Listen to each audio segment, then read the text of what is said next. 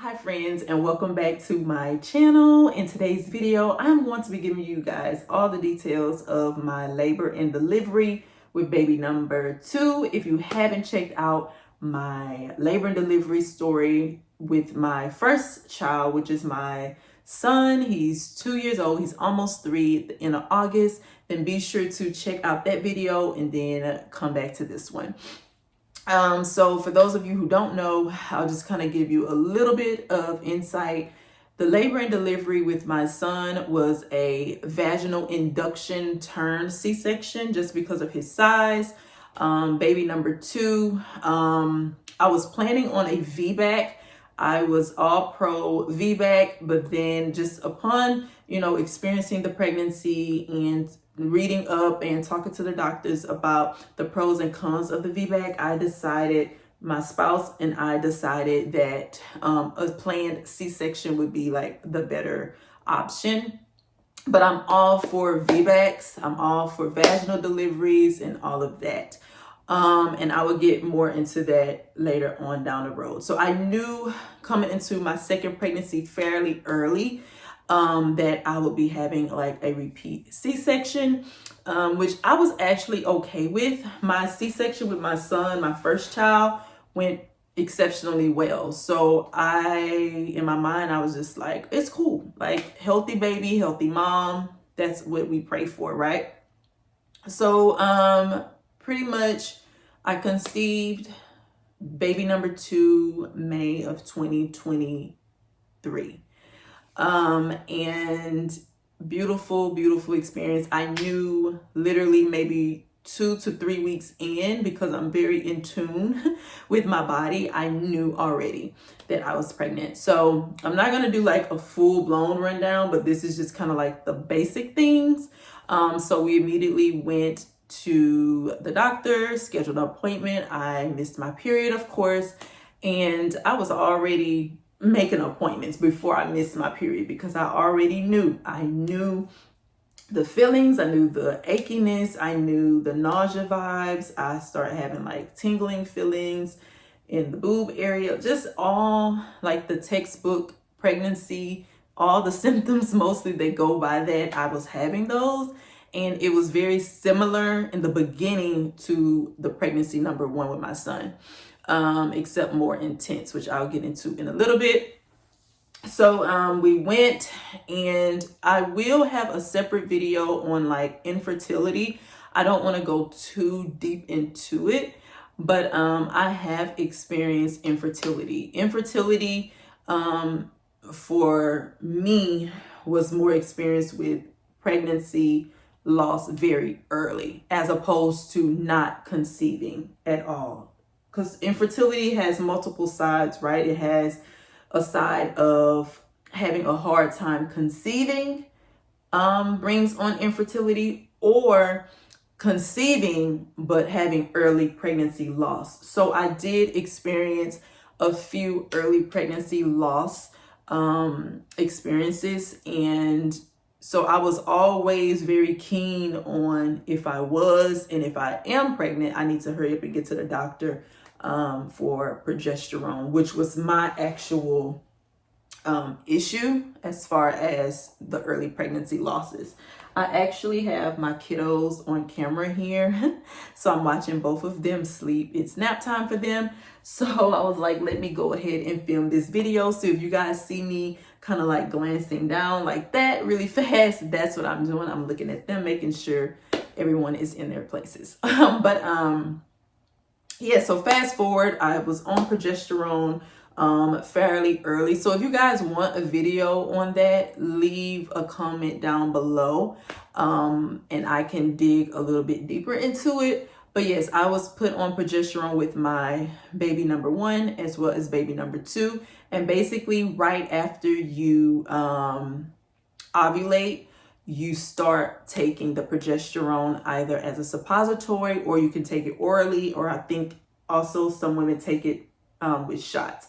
So basically what progesterone does is it helps that uterine lining get really thick and really juicy to accept the egg and keep that baby in your uterus, nice and firm and snug. But fast forward, so on progesterone, in my particular case, I was on the suppositories. I did suppositories with my son.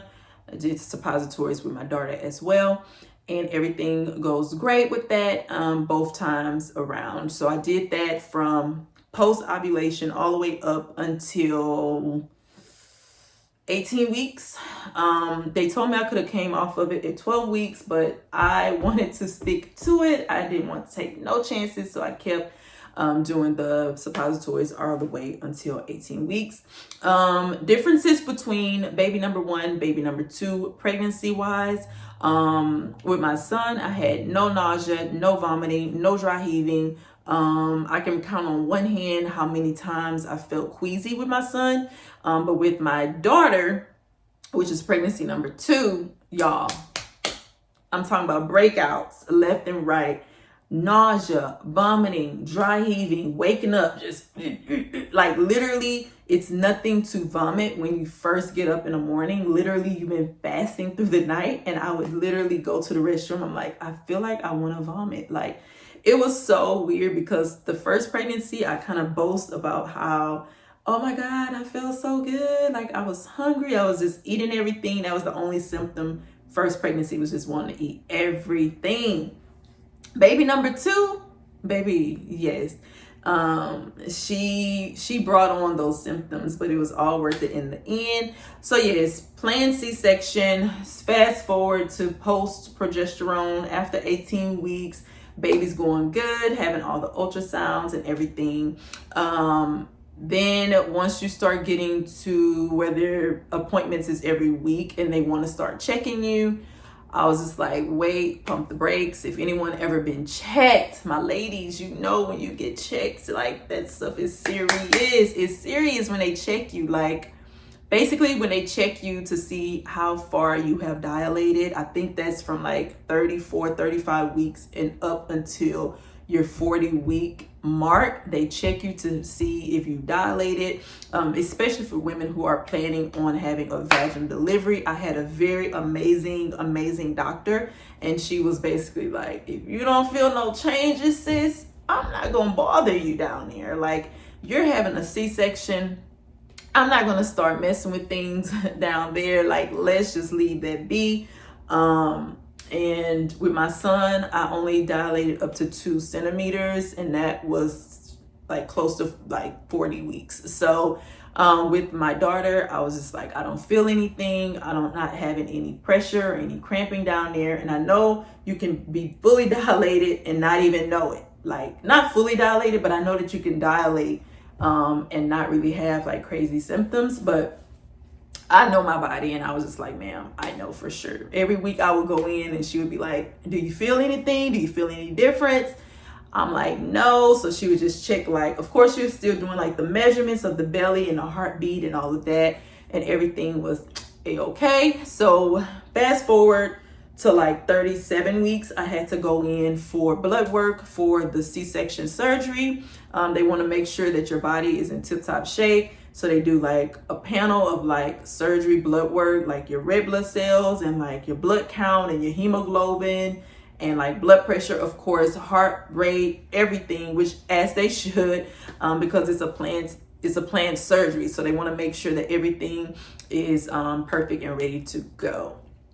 So I did that, and then the next day I had to go and get like my little kit, like kind of surgery kit. So like the soap to bathe from like your belly down, like to your legs. I had to get that kit to bathe and to kind of like sterilize everything. I had to do it the night before, the morning of, and then when I got to the hospital, the sweet nurses there, I had a really amazing experience. They did the same thing to me. So I'm like, while I'm at home stressed and making sure I don't get this clinical soap in any other areas, y'all was gonna do it anyway. But I guess they just wanted to make sure that it was like layered up protection, basically. So and for my C-section mamas, planned C-section mamas, y'all know what I'm talking about.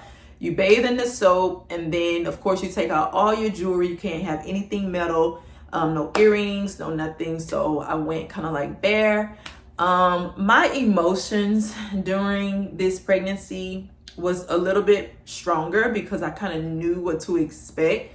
So I was more at peace to know what to expect, but then I was kind of rattled in a way because I know what to expect. But yet with surgery, it's just always kind of like up in the air. So yes, we went in surgery day. My maid and I went in. This was the first time I had ever been away from my son, 2-year-old son. I'm always around him. I'm a work at home mom. And so this was definitely, I think that was like one of the toughest parts, was just knowing that I would be away from him for a few days with just delivery and recovery and all of that. But he was really, really good. He took to it like a champ. I was able to FaceTime him, and then, yeah, and everything. So everything with that went good. So we checked in, just checking on my babies, guys. So we checked in, and they took me up to like the prep room, like we're signed in, and then they took me back. They started the IV. I actually had the IV on this side, and it was like up here, like above. But for my son, I guess because it was an epidural, they had the IV start like right here, I believe, for my son. And then for my daughter, it was like up here, like somewhere up in here. So guys, I don't know, IVs, they're a hot mess. First of all, sweet nurse. All my nurses, the doctor, everybody was super sweet. But y'all, she told me to take a deep breath. And so she stuck me for the IV. And she told me, she was like, you know, I could see her kind of digging. I can't look at them when they initially go in, but then as I can feel a little bit of tugging going on, I'm looking like corner of my eye, like what's going on? She was like, oh, I can't find the vein. I thought I had the right spot. She was like, don't get mad at me, but I'm gonna have to re-stick you. Y'all, when I tell you, when she told me I'm gonna have to re-stick you, I was just like jaw on the ground. I almost start crying. Like at this point, I'm getting ready. I know I'm getting ready for surgery. I'm just like, are you kidding me? You stuck this needle, this big thick needle in me, and you don't know if it hit the vein or not. So before she took it out, she was like, well, let me close it or whatever, cap it and tape it, and let's see if this is the right.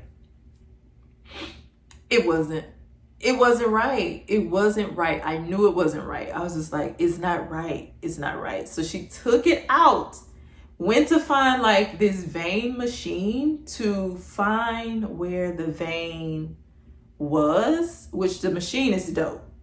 Like, find the vein, because I don't need you doing this 2, 3, 4 times. So then she did get the needle right in the perfect spot the second time around, and she apologized, and you know, we made up and all of that. And after that, it kind of is like a blur. They had the IV. Then I think they rolled me into the operating room. And I just remember it being so cold in the operating room and me just kind of like shivering. And I don't think it was like shivering because just of the cold in the room. I think I was nervous as well. Like, I don't know, you just start getting the shakes. With my son, I don't remember the shakes. I just remember being really sleepy. But this time around with my daughter, I just felt cold and like just really, really shaky. I didn't feel as sleepy the second time around. But I got a spinal as well. So they told me to bend down, like arch, like kind of curve your back and stay still. And I had a nurse in front of me and a pillow, I think, right here. And then the anesthesiologist was behind me and he administered the spinal tap. And that went really well. And then they laid me back. At this point, I couldn't feel anything. So they were helping, you know, like move you all around. And let me speed up the story. But yeah, so that whole part went good. I was nervous about that, the spinal, but everything went good with that. And then they brought my mate in, and to me, the first thing my mate said, it was like, it seemed like they took forever. Like, it literally seemed like it took them forever to get him in here. I feel like my camera is getting ready to die. Let me go get the charger. Hey guys, I am back. My camera literally just gave out. So where was I in the story? I hate when that happens. Okay, so they went to get my mate, and the first thing he told me was it seemed like this took forever, like the whole process of me prepping and all of that. And I was like, I will tell you everything once everything is said and done. But yes, they started the surgery, and the most beautiful thing that I loved about baby number 2 delivery was they allowed us to play music. So I played some Christian music in the background, and when I tell y'all I was worshiping and just enjoying it, literally I just felt the presence of God in that room, and it was this beautiful and amazing atmosphere to be in. So yes, shortly after my beautiful princess was born, and when she came out, they put her over the tarp. I'll see if I can insert a few pictures. I don't know about the first, like the delivery part, but maybe like while we were in the hospital, like the delivery, like the first announcement pictures, I'll try to post that. I'll try to post some pictures of like the first pictures that we took of her, like birth announcement pictures of my sweet girl. But they put her over the tarp, and I was just like, oh my gosh, she is so beautiful. I was expecting her to be larger in size than what she was, because I don't know, I didn't gain as much weight with my son, but I got up to about 185 and I started around 150. So with my daughter, I gained about 35 pounds. With my son, I gained about 65. So maybe that's the difference. She was about 7 pounds even when she was born. And yeah, I don't know, I guess I was expecting about 8 pounds, or like 7.5, 7.8, 7.9, somewhere in there. But she was perfect nonetheless, and everything went great. So they were stitching me up. She was already out. They were weighing her and cleaning her off and everything. My mate got to go over there and hold her and take pictures and all of that. And it's so cute. And I was just looking like this. I was just crying, like tears of joy and relief and release that everything was well. So a successful, healthy C-section surgery. And while they were stitching me up, I still could hear worship songs in the background. And I don't know if you guys are familiar with Todd Delaney, but it was just the most beautiful experience ever. So they finished everything, they stitched me up, and then they moved me to the recovery room, where I stayed there, I think, for like a couple hours.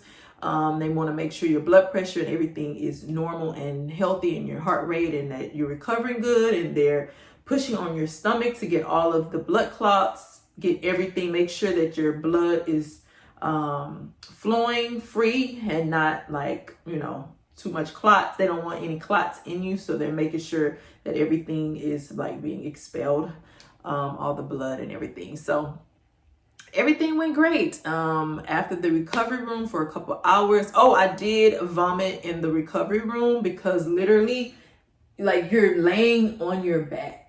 And then she was like, I'm getting ready to put you up. And she was like, most women vomit during this time. Do you need a bag or anything? Do you feel like you want to vomit? I was like, no, I'm good.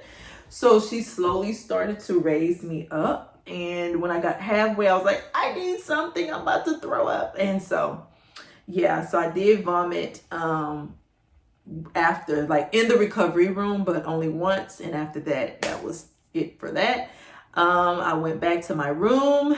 The recovery process went really well. I had amazing nurses. And like I said, this was my second time around, so I knew to take it easy. I knew not to lift anything heavy. I knew to give yourself extra grace and love on yourself and not be too hard. But it was a different dynamic because we have a son. So my spouse had to go and see about my son. He couldn't just stay and just baby and pamper me. He had to literally make sure I was out of the recovery room into my regular room, and then he had to run off to be sure that our 2-year-old was good and well, you know, taken care of, which he was. So yeah, recovery went really well. I kept baby Harper, that's her name. I'm actually in her room now. I film mostly in her room because it's just more of a open canvas for me to do different things that I want to do in her room. I'll show you guys actually her room at the end of this video, what I have so far. But yes, I kept her in the room with me the entire time, whether he was there or not. I kept my daughter. I did not let them take her to the baby nursery or anything, and I breastfed her. Like she's a fully breastfed baby. She was on the boob for the first 3 months, and then I went to exclusively pumping. I can have a separate little snippet video of that, or I may take like B-roll of what I do, but I do use the Spectra pump, and it's really, really good. I can link it down below. But I do plan on breastfeeding all the way up to 1 year, or exclusively pumping all the way up to 1 year. So we'll see how it goes. We're in the 5th month. Everything's going great. 7 more months to go. That seemed like a long time, but it's so worth it, Mom. It's so worth it. Postpartum recovery, I went home after the 3rd day. No, I went in that Friday. Sunday evening, I was on my way home. Yep, Sunday night, I was on the way home. No complications. Took it easy, and I had help from my mate. And yeah, it was just an amazing, amazing experience. I'm trying to see if I'm missing anything as far as weight with the breastfeeding. It is true. You breastfeed, it feels like the weight literally like drops off of you really fast.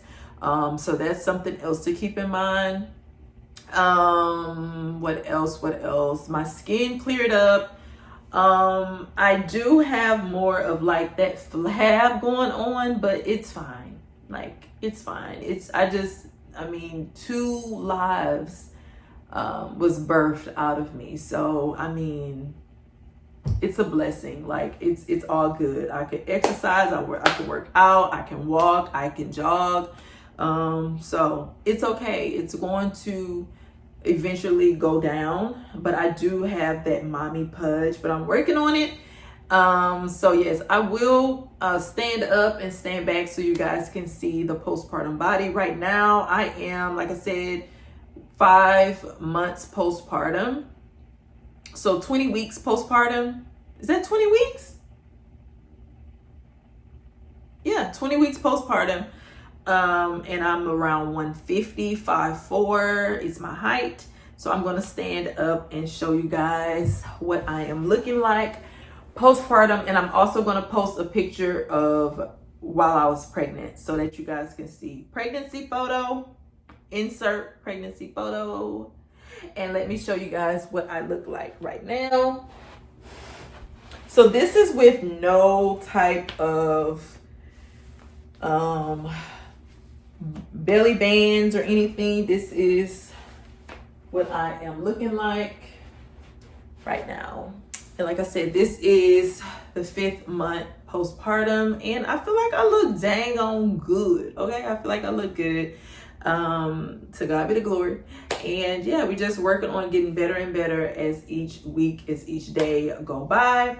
So yes, if it's anything else that you guys want to know, and baby girl is doing amazing. She's turning, she's flipping all over the place. She rolls from her belly to her back, from her back to her belly. She's the most smiley, sweetest girl. Her nickname is Sweet Girl. She's the sweetest girl ever. Her brother is the best big brother ever. Like, they just love interacting with each other. It's like they know each other. Soon as they connected, they just know each other, and they're like a pea in a pod. They're a little over 2 years apart. So yeah, it's been amazing. Of course, motherhood comes with its highs and its lows, and like ups and downs, because you're learning them, they're learning you, things that you feel postpartum, but it's all worth it in the end. So I want to just encourage all my mamas, you got this.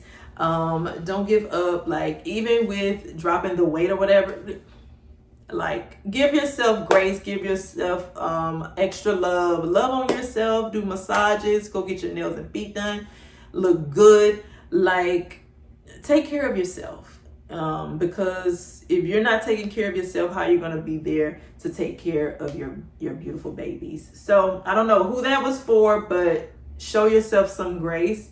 And it's fine. And everything that you see on TikTok, everything you see on Instagram, everything you see on YouTube, everybody dolled up all the time. Like, is that real life? Like, is that real? Like, right now I'm looking at my babies on the camera, like rushing through this to go do other stuff. Okay.